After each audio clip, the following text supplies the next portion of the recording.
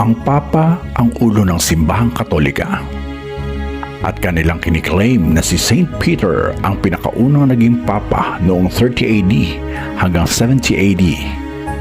Kahit noong Middle Ages magpakahanggang ngayon, nananatiling ang Papa ang ulo ng Iglesia Katolika.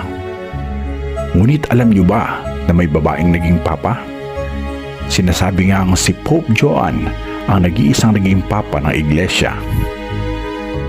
Ayon sa alamat, si Joan ay pinanganak noong ika-9 na siglo sa isang lugar na tinatawag na Ingelheim sa Alemanya.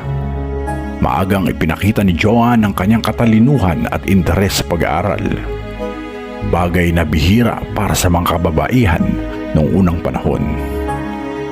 Sa kanyang kabataan, nagsuot siya ng damit pang lalaki at naglakbay kasama ang isang lalaki.